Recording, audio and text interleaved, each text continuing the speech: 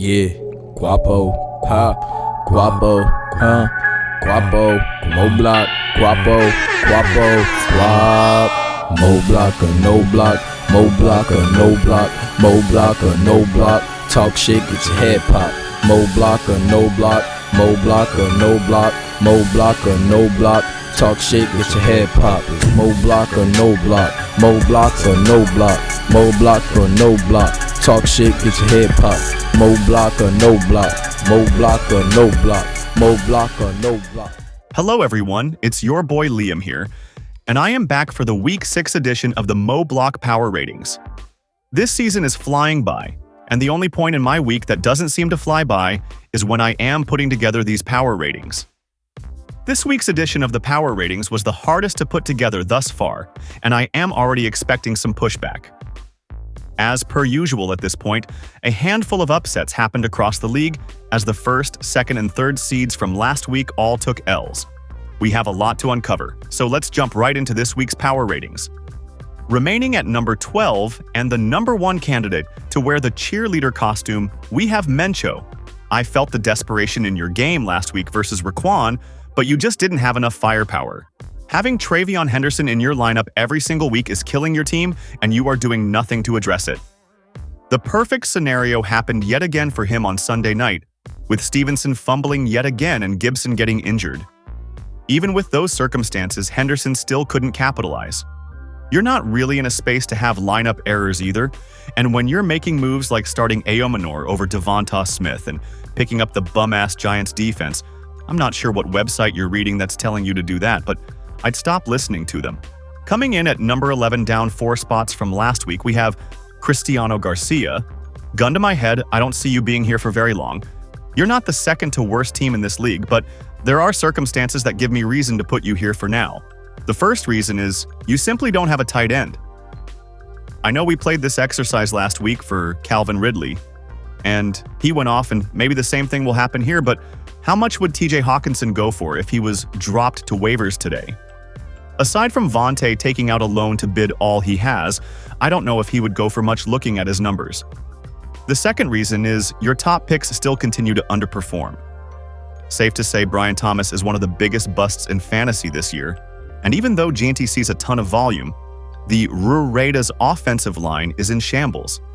Allen provides a steady floor piece to replace the inconsistent Keon Coleman, so I do like that move, but my prediction is that won't be your last move. Coming in at number 10, down 2 spots from last week, we have Raquan. The commissioner told me you were back to your chatty self after regaining your confidence from beating up on Mencho.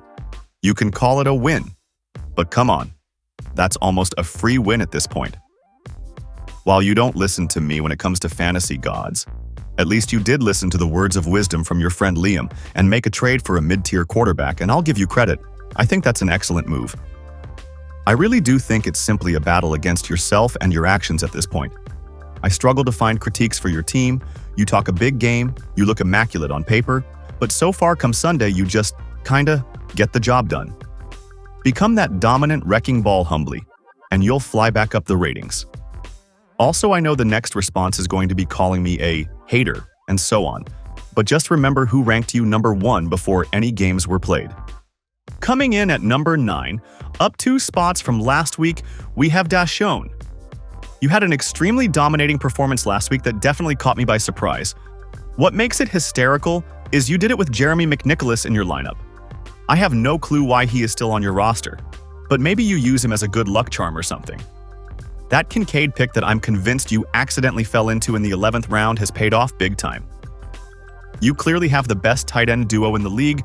You should honestly kick the tires on selling one to Garcia, but you're DFL in the league when it comes to transactions. DFL standing for dead fucking last. I want to put you higher, honestly, but I'm convinced you're asleep at the wheel from Tuesday to Saturday and you just show up on Sunday.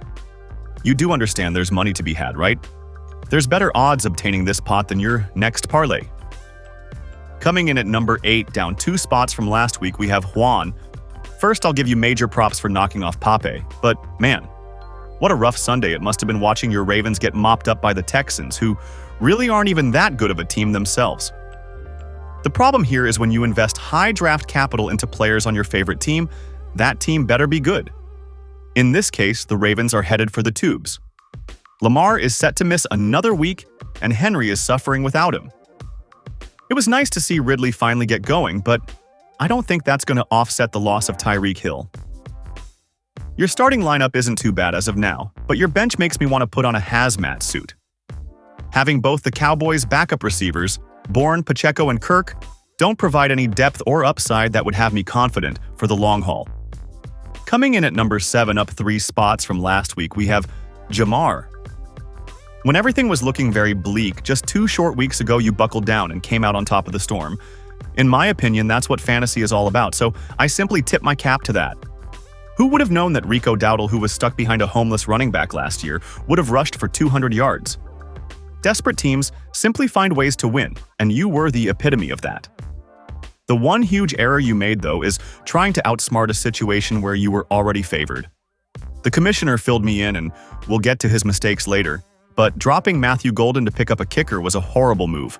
What makes it even worse is he ended up getting picked up by this ugly motherfucker, so the rich simply get richer. There was absolutely zero reason to do that, and while the commissioner should kick himself for locking his lineup, no pun intended, you should be kicking yourself even more for doing something that silly. I'd almost rather lose than give up a rookie with upside. Coming in at number 6, down 2 spots from last week, we have Vontae. Wow, after finally throwing you some flowers, you don't even bother to show up and get waxed by Deshoney of all teams. I'll expect a bounce back this week, but considering how low the floor was, even if you score 100 points, that's considered a bounce back. You have an easy opportunity to take advantage of Showtime's injury-ridden lineup, so I expect you to do so, assuming Barkley's knee is okay. Once the season is over, I suggest you go to the commissioner and propose a rule where the league is allowed 5 IR slots instead of 1. You would find a way to fill every single slot, and then you can have 2 benches, essentially. I just found it funny when reading the waiver report you picked up yet another IR guy. Coming in at number 5, up a shocking 4 spots from last week, we have Roland. Huge output this week for what was the highest scoring week of the entire season so far, so you definitely deserve to move up in the ratings.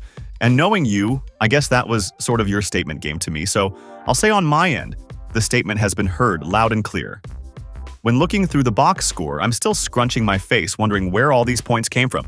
Kamara didn't do much, and he's a concern for me going forward, but Krosky Merritt finally came to life and had a huge breakthrough game. The fact he did that on half the reps is pretty impressive too. I also forgot to take into account that I guess Waddle will take a slight bump up due to the increase in volume.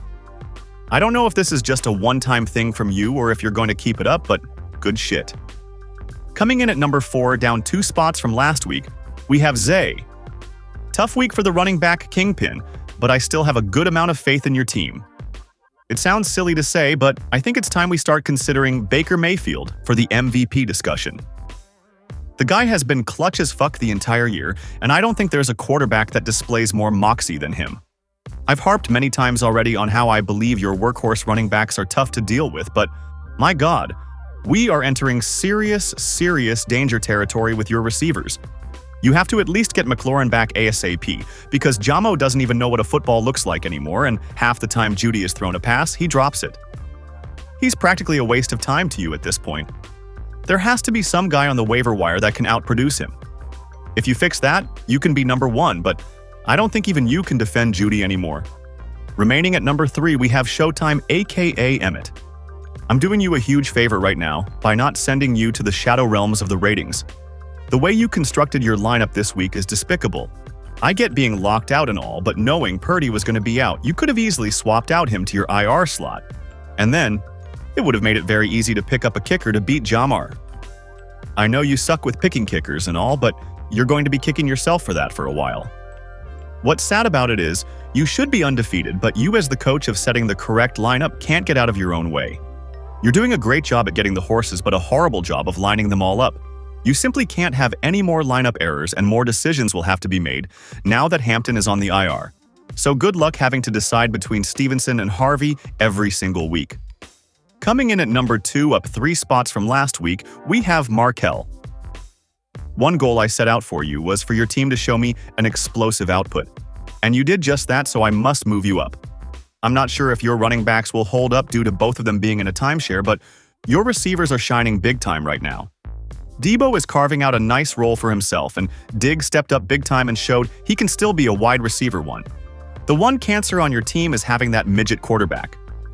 You're never starting him for obvious reasons, but he is a serious detriment to every fantasy player associated with him, including your prized tight end. It's bad enough he struggles to get the ball to Marvin Harrison, but add McBride to that conversation, and what the hell is he even doing out there? At this point, I'd cut him. And lastly, remaining at number 1, we have this ugly motherfucker Pape. Again, don't blame the messenger, I'm getting paid to say that. As I predicted last week, luck has officially ran out and you came back down to earth with your first L. Injuries are starting to mount with Irving dealing with that sprained foot, and Pearsall expected to be out another week. Luckily next week, Rice will come back and solve all your life's problems. There you have it, guys. I am looking forward to seeing how everything plays out, and I will be back on October 15th with another edition of the MoBlock Power Ratings. Good luck, everyone.